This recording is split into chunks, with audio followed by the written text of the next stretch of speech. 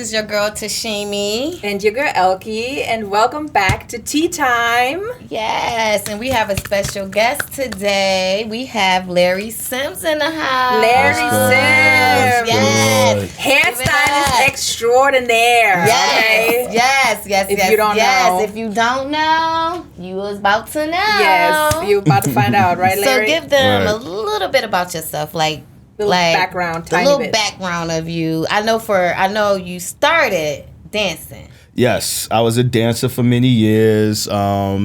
Recently from the west side, not recently, shit, that was a long time ago.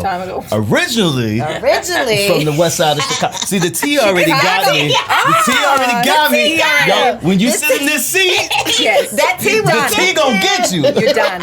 Yeah, the T gonna get you. You're done. Y'all know how many times I just slipped up on my words with the T. All the time. I shouldn't have come too early because the T. The T, no, we good. We good with the T. Mm-hmm. But yeah, I think he was gonna say. Yes, I am originally from the west side of Chicago. Okay. Started off my career in entertainment as a dancer. Wanted to get out to LA after Chicago. Work with R. Kelly, Sparkle. Like that was like the thing that really like catapulted me out of Chicago.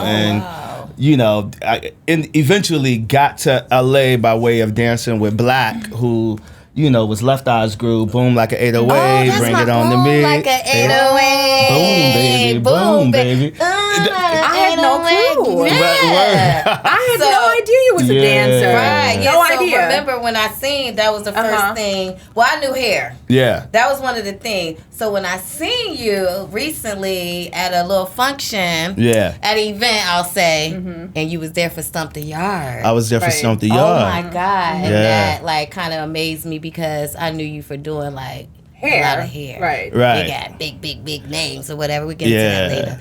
But Elke not about that part. But the dancing, no clue. I had no idea. No clue she had. No clue. We both had no clue on that. Yeah, so, I had a 10+ year dance run. Wow. Dance with Missy. Missy is my sister. Oh, wow. That's my family. Missy Elliott, my sister, the legend, the myth. Oh, yes. The icon. Yes, you know what I mean? Yes. She is my sister to this day. And we're a family to this day. And she really gave me my first really huge gig in LA, which was shout out to Missy. Shout out to Miss. We definitely love Miss. Shout out to you, Missy, from way back. Yeah, I know them from like way back, like from the Sugar team, from the Timberlands, from Sugar. Okay, so because they was in Rochester with me. Are you from Rochester? I'm from Rochester. Okay, so let's get into all the way, Let's get into it. Since I was young, they probably don't remember me, but they do know. If Teshimi, Well, let me tell you, I'm gonna share this on social media, and I'm gonna make it my business to talk to them about this. Yeah. Because Tweet is one of my that was Tweet? She's from Rochester. Yes. She used to date my cousin. Oh, word? Yeah. Tweet, we gonna talk about this. You know my cousin. I'll tell you who my cousin is after that. So they always there. It was like, this is so Misty, Jodeci, Sugar, Black and Players. They were players. Yeah. With Static. Yep. I go way back with them. That's so, That's I knew we had crazy. I knew. Had a connection. I told you. Exactly. Very. I knew. Yep. Okay. And when I auditioned for the Get Your Freak On music video, Tweet and Missy were sitting at the table, and Tweet was whispering in Missy's ear, and she kept pointing at me, and she was like, "That one right there, that one right there." Like, and then I ended up getting the job. Me and Tweet ended up connecting. I thought I wanted to date Tweet at one point. I mean, I want to date Tweet. Who don't want to date Tweet? Girl, remember that song? Oops. Echoes my shit over my head. I was like, It was called Oops. It was called Oops. That was everything. That song was everything. I know, my pimp game was so weak back then. No, it was. But weak. let me tell you, I don't think it was only your dancing. Every time I see you, I think you have like one of the best smiles ever.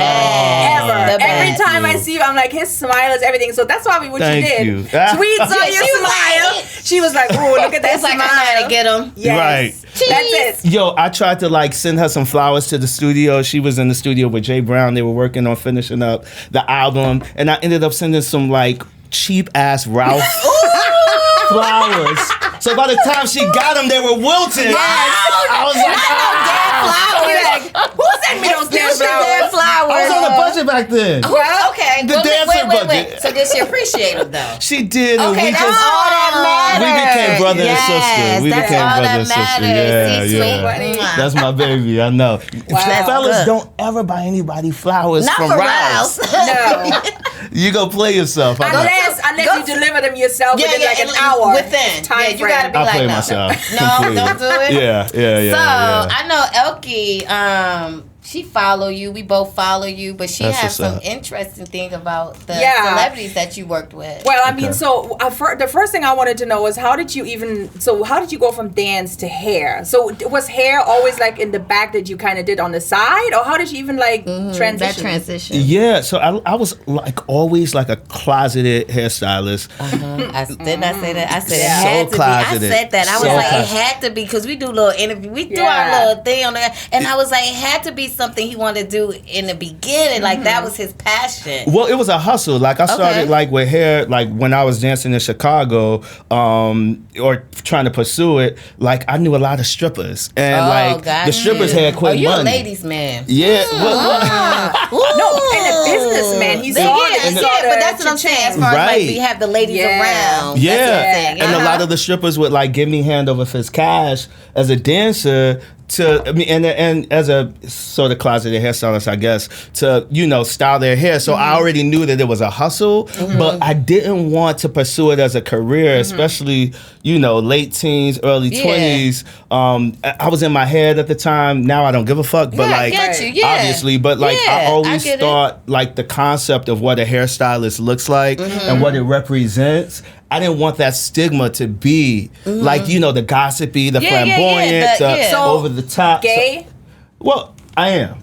But you just didn't want that. I didn't want the gayness to be attached to. Got it. Because I wasn't that. I didn't want that to lead. Right. That wasn't where you. That's not. Don't just look at me as that. Like look, because it pins you. It puts you in the box. It'll put you. I get it. I mean, especially back then. Yeah. Now, mind you, I had a trans sibling growing up, and I saw it. Born my brother, became my sister. I saw what she went through. Yes. And the torment she went through as a kid, and I just didn't want that heat. I didn't want that heat. Of course, I loved her. But I think when still do, obviously. When it comes to that, it's on your own pace and it's on your own time. Whatever you feel you ready, however you want to handle it, you handle it great. It's on you. It's on your movement, how you wanted to move, and you did it the correct way. Right. I did it the way that it was supposed to be done for me. And eventually, I decided, like, you know what? I can't look up and be 40 auditioning for Britney Spears. And even when I was at Stomp the Yard is such a hyper masculine movie, right? And we were like, I know that you guys had Columbus on it, and I was a Mu Gamma, he was a Theta Nu, and so we were like frat. We were in separate frats, but it was hyper masculine. What I found out, even though y'all was separate when we went to the event, it was like y'all still have a brotherhood. Yeah, it was still like a brotherhood. I don't know if you've been to college. Have you went to college? I didn't go to college. Okay, so then I learned something else. A lot of you guys didn't go to college, and y'all felt college on Stump the Yard. It brought y'all that brotherhood. Yeah. It made y'all feel like y'all got that college. Y'all still had that a little experience. Am I right? No, absolutely. That's what I kind of got. And even in that though, like in that scenario, I was like hustling outside of rehearsals when I was like in my hotel rooms. I was like styling people's hair. That were my homies, and that was closeted even in Atlanta to make extra money outside of what we were getting paid from production. You must have been talented because people kept calling you back. It's just so wild because now you like one of the biggest. You are one of the celebrity. People, if you don't know, it worked out. This man has touched heads. Let me read give off. him a list. I got Lupita Nyong'o. Hello. Okay. Nyong'o. Sorry. Gabrielle Union, Zendaya, Queen Latifah, Mary J. Blige, Janet Jackson. Let's not forget the baby. Janet. Yeah. I read Janet. You got your break with Victoria Beckham. Is that right? I did. Wow. I did. Victoria. So beyond Victoria, an amazing man in my life by the name of Ken Pavis. Why does it sound familiar? Well, I don't know. Ken, he works with Eva Longoria. He was really known back then for Jessica Simpson. He had those Jessica Simpson the little curls. The Jessica Simpson. Of course, everybody he's worked with everybody, J-Lo and everybody. So like in the midst of his empire, I was able to assist him by way of dancing for Jessica Simpson one year. And I met him and we ended up connecting. And to make a long story short, I was, working at his salon. He he wasn't available to work with Victoria Beckham the first time she called. Her and Eva were great friends, still are great friends. And he was like, yo, I'm busy. I need to send you to go and rock with Victoria. Oh, and wow. I mean, wow. Hello. Wow. And then from there, the bob was created, and that's what I'm about to ask. I wanted to ask you something about that. Go ahead. The bob. So did you create that bob? The bob came for her look, under my belt. Because that was like her look. That's her look. It was huge. It was huge. And the thing about the bob is because no one knew who I was. Gotcha. It became was like, who did that? a cultural phenomenon. So was it it was like the Larry Sims like bob, like it was your thing? It became the Larry Sims signature bob. Yeah. But in full transparency, and I like to give people credit to where credit is due, a lot of us touched that bob. Yeah. So, there were reincarnations of it. Yeah, so that's... But for the run of the bob, that was you. That was me. So have you ever, like, that's one of my questions too that it's funny. Like, because I was looking at the Zendaya. Yeah. That, what is it called? The mullet? The mullet, mullet. For the Grammys. So, wow. I love that. I always wanted one. Okay. I just don't know the perfect one. When I seen her, that was when I knew it. But your short little hairstyle that you used that's to what rock, I said. it was very similar. Right, but I always just had the shortness, but I never really had the long with it. You had a little bit in the back. I always had my tail, but not like that. I always have a little tail, but I don't have like a full. Right. So when I seen that, and I seen it was yours, so I'm like, did you ever, like, the mullet? It's big now. Yeah. So was you the first one that came that and everybody ran after it, or was that like something?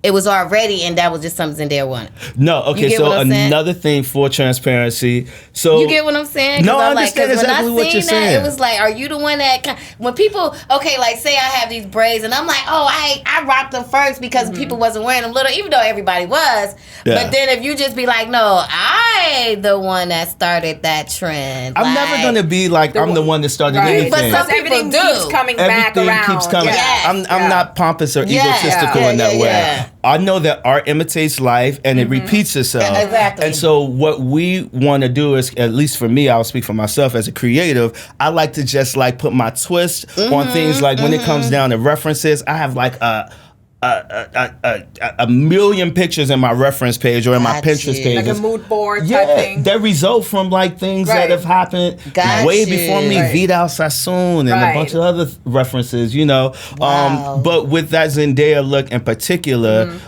Kim Kimball, which is, the icon.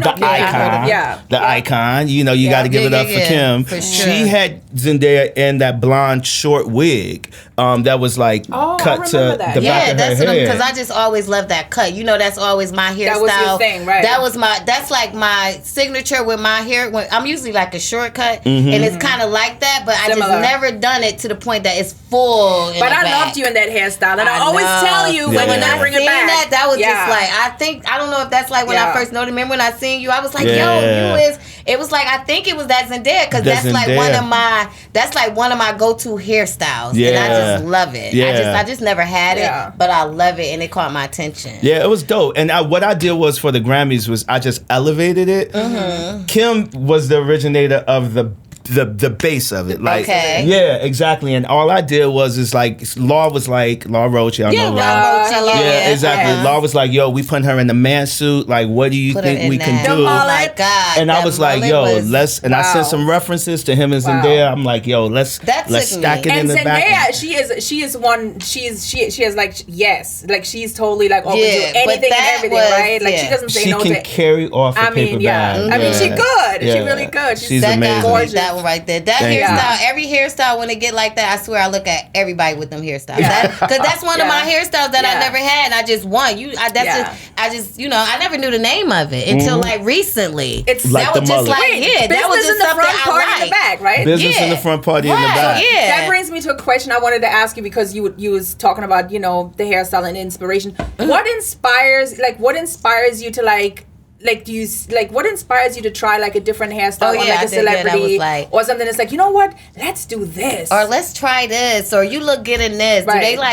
Do they give you the style, or do you just is it all coming from you? Are you inspired by like something? Yeah, so a lot of it's different levels like to it, because give us the levels, baby. Tell us the levels of it, baby. Honey, we got levels. We here for I'm not touching myself when I say level. Give us the levels, because you got levels. I'm sorry, They leveled all right. I said I like what I like, but don't get it twisted. I like what I like. I like what I like. Don't get it twisted. He still got it in him. He got it, honey. He got it. We knew it. But anyways. Right. That's just dope. Right, yo. So the collaborations are real. Like, and there's levels to it in terms of, like, for example, with me and Gabrielle. I've known Gabrielle since Bring It On, right? Oh, wow. Yeah, back when I was dancing with Black. She was in the movie with Black and Bring It On. So even before I was... I'm going to tell you a little story about that. We're going to get to that. This is like something totally different about that Black one. How I'm so in tune with them. But go ahead about Gabe. Okay. But yeah, so me and her have known each other way before I became a hairstylist. And like... our history with each other, like she's literally one of my best friends, right? That's my sister, one of my best friends, my heart. And so when it comes to our collaborations in particular, she just rocks with me. She's like, whatever you think, whatever you like, she trusts you. She trusts me, and it never is a thing that's combative. She's super loyal, and you know, you're lucky if you just get one Gabrielle Union in your life. She's a real one on a lot of different levels. Yeah, outside of just us. I believe it. Just not even knowing, just what I hear, what I see of her, definitely can get different levels of the Gabrielle. And it's like, there's almost like, you ain't gonna get too many Gabs. Yeah. You're not gonna get too many. You're lucky if you have an arm of hers. I believe it, yeah. You know what I'm saying? I really believe that. And that's coming from the heart when you say that. Yeah. Not even knowing her, but just from what I do know, and knowing that someone that I could really get from her, like you could talk to, no judgmental. I see that in her. She's beyond. She's beyond. I'm blessed to have her. We're all blessed to have her in our lives. So in terms of collaboration, she's dope in that way. But when it comes to, you know, other people that I work with, a lot of times it's collaborative. Meaning, like, you know, with Law, he is very specific about this is the look. Like, what are you thinking about here? This is what I'm thinking about here. So we exchange references. A lot of times we're on group messages. So is it easier for you? Like, with Gabrielle Union, you have a relationship, a history. You know where the inspiration comes from. It's, you know, what you have with her. But when you like work with somebody new or somebody that knows what they want, is it like the outfit starts it out, or the theme, or the whatever, you know what I mean? Like they send you like, okay, this is the outfit, what should we do? Yeah, it's usually like based on the outfit. See, the outfits, the thing about this industry is like, you can't have any egos. It's like, people, a lot of times that I've seen, especially with like the younger generation, they want to battle. It's like, you want to like have like your hair moment, and then makeup wants to have their hair, their makeup moment. But the reality of it is like, it starts from the garment. It starts from the look. And I have no ego to scale back. If I have to go slick back and nothing to compliment it, to make it look expensive. But at the end of the day, they still know it was you that did it. Yeah, so why does it matter? That's the fact. That's the fact. You know, we wear our clothes, it's kind of like the outfit. We gotta be like, well, this hairstyle don't go with this outfit. Even if our hair is done, we still try to find an outfit that would match that hairdo. Exactly. And sometimes, at the end of the day, you gotta take the back seat. Makeup gotta take the back seat. Sometimes they don't call for like all of the baby hairs and all of the shit. Like baby hair. I hate baby hair. Let's just get on some baby hair. Now that you bringing up baby hair, I hate baby hair. Teshimi hate baby hair. Teshimi hate baby hair. Teshimi hate baby hair. Oh my God. Put that on a postcard. Please. I'm scratching my head. Please. Do you like baby hairs? I'm not a fan of the baby. Let me tell you something though. Tell us about the baby hair. I'm gonna sit back on that one. I'm about to be like, I want to lay out because I hate baby. Because I had baby hair all my life, and then I just feel like y'all faking baby hair. Well, let me tell you. Well, the thing is though, there's baby hairs that are like real baby hairs, and then there's baby hairs that are bangs. Girl, that's bangs, honey. That's not baby hair. Yeah, why are you trying to slick it down? People are cutting their longer hairlines to create it. But let me tell you though, like, see, I'm from the hood. I'm from the west side of Chicago. I've said it over and over again, and I've been inspired by what I have grown up seeing in the hood. Those cultural hood, like, you know, things that drive people to, like Mary. I've worked with Mary. I worked with Mary for many years. Mary was like our go-to in terms of like what she was doing, and like the hood would emulate what Mary. The ghetto look? Yeah. Was that the ghetto look? Yeah, I mean the flips, the hard curls. That's that Mary look. was that. She had that look. And so what's happening right now is like, again, art imitating life. Mary don't wear baby hairs right now. But has she? Mary has never worn baby hairs. But culturally right now, that's what the black girls are doing. But baby hair's okay if it's the real baby hair. Yeah. To me. I personally, not if you let him tell us, because I need to know about baby hairs. I swear to God, I hate baby hairs. I feel like there's a place for it. There's a space for it, but it does not. I think the thing that I have a problem with is people don't know how to place them. You know what I mean? It touches because it should be on your forehead. Not it your should be all up to your eyebrow. Because they be making it like here. Well, it shouldn't. You ain't talking about that. I'm not talking about that place. Okay, sorry. No. I'm sorry. I thought he was talking about the placement on your forehead. They be down here. No, I'm talking about the placement. When to wear it.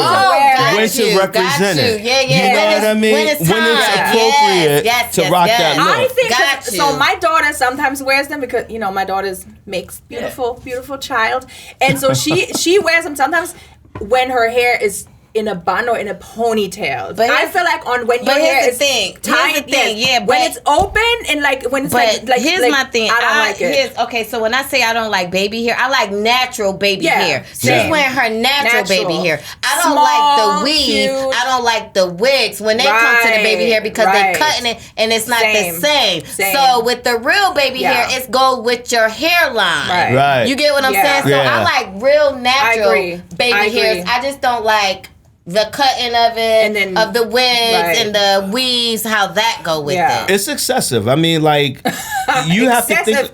That's the right word. But you have to think about it, though. It's excessive, honey. Yeah, that's what you want. A little excessive. That's what it is. But you have to. What I have to say about that particular thing is that I do appreciate the evolution of what wigs look like from back when Aretha Franklin and them were wearing it back in the 60s. There was no lace to where it is now. And those originally, those originally were created for television and film. That's why you got HD lace. That's why you got all of these things so that it looks seamless on camera and film. Right. And there are people that have done exceptionally well, like Kalon Derrick, who is my brother. Oh yeah, you know, I don't know him, but I know him the same like he how does you Megan like Thee Stallion. He do. He's huge. Yeah, you know, he is, Tokyo Styles. Ty.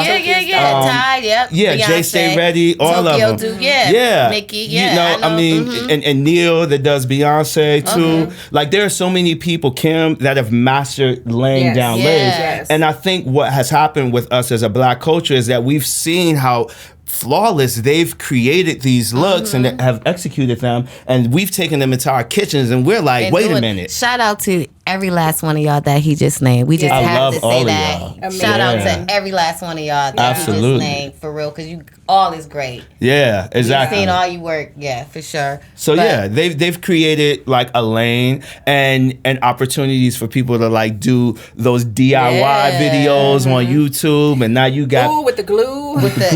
Okay, so how you feel about the quick weaves? When you talk about glue, is it quick weave with the glue? Well, no, quick weaves are completely different. I grew up on quick weave. Yeah, so what is a quick weave? It is glue. Is it glue or no? No, it is. How you gonna tell him what it is? Well, quick weaves are. Well, I thought it was glue, but he telling us no. No.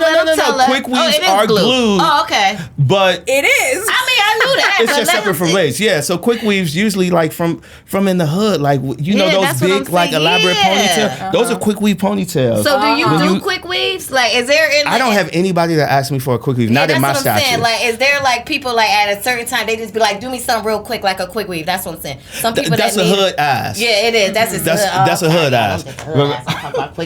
But I'm not mad at a quick weave. I'm not mad at a hood. I haven't, but I want. There's certain things that I want. I never had a quick weave. Right. So you should experience a quick weave. Yeah, I've never had one, but I hear people keep talking about the quick weave. I don't like the glue. They're dope. They're versatile. Yeah. Yeah. If you don't like the glue. So I never used it. Yeah. So, but I mean, I'm open to try. I just like, I'm hood. Yeah. Fuck it. Exactly. Try it out. Shit, I should try it. Fuck it. So speaking of when you said the cultural thing, how do you feel about the whole thing with braids and weaves and how, in your opinion, because so many people have different opinions, white people wearing braids. You know how there's always like this one white person wears braids and then people's like, well, she shouldn't wear that because it's a black hairstyle. Like, how do you feel about this whole cultural misappropriation? Yes. That's what it's identified as.